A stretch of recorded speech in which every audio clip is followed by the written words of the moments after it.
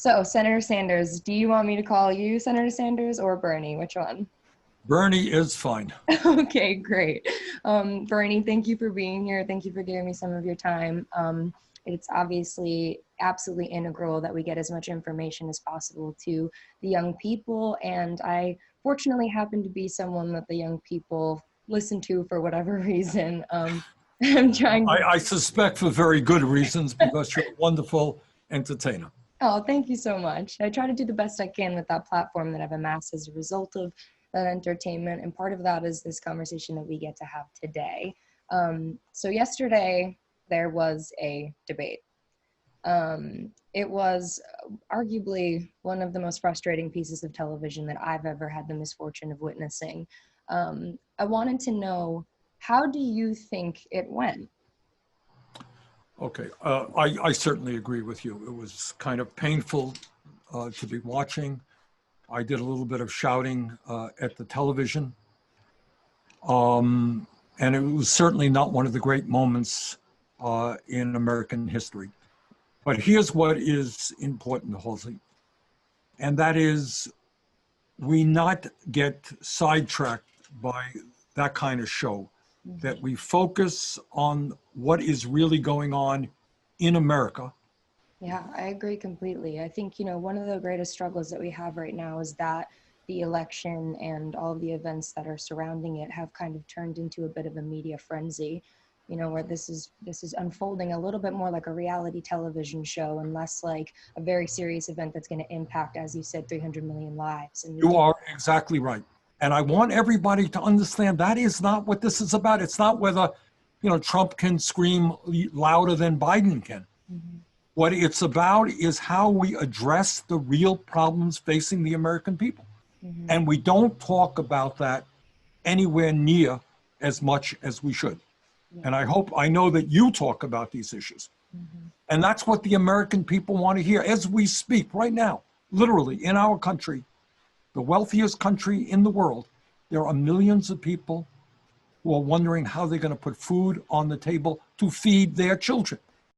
I grew up in a lower class family. My parents dropped out of college to have me. My father was is a person of color. My mother is white. And, we grew up in really, really underprivileged situations. My parents had access to medical assistance. I grew up in those scenarios. And now, as an adult, at 26 years old, I'm part of the 1%. And having that sort of shift in perspective, given the ability to kind of see things from both sides, there's one thing that I know for a fact, and it's that for me personally, there is no amount of money that I think is worth personally contributing to the alienation, the disenfranchisement of millions, hundreds of millions of people across this country, which is why, despite being in the 1%, I support the wealth tax, because I believe that the people who oppose it are motivated by greed. The amount of income that I have doesn't even make a drop in the bucket compared to these billionaires. But I wake up every single day and I never want anything. I never need anything in this small bracket of wealth that I exist in. And the only reason that I could imagine opposing a wealth tax that is going to make hundreds of millions of lives better and save hundreds of millions of lives, because the wealth will be more evenly distributed, the only reason I can imagine opposing that is greed. And it is that greed. Well, Halsey, you raise, I think, exactly the most important point, and that is the issue of greed.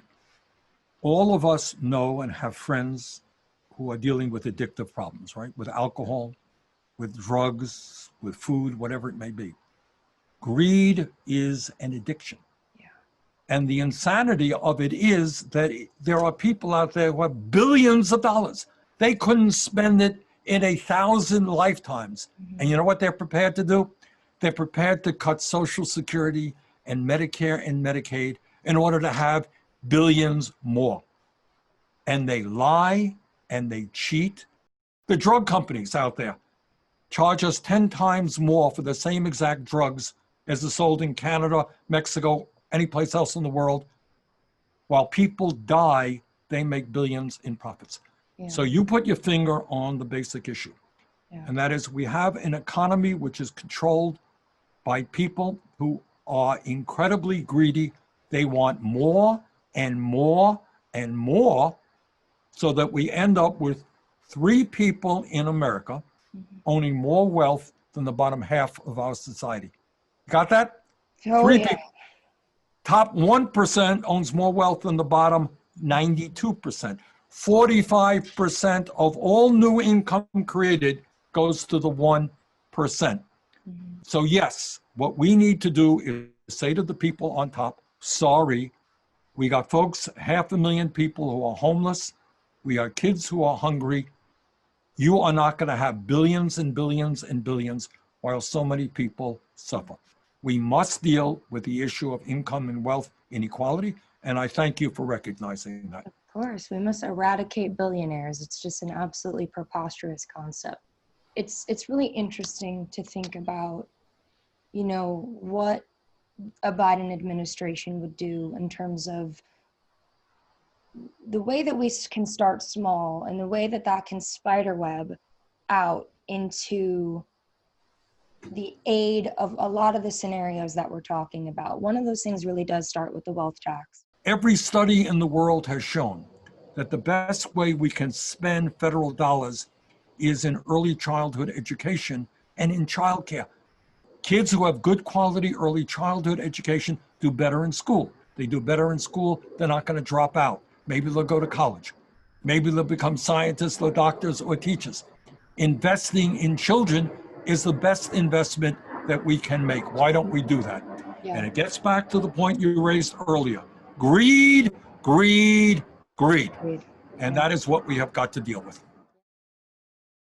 After I dropped out of the presidential race, I chatted with Biden, and we agreed that it would be a good idea for us to put together a series of task forces on some of the major issues facing the country, the economy, healthcare, climate change, criminal justice, immigration, education. Do you think that the Biden administration is going to protect marginalized communities? I think so. I just want to hear why you do.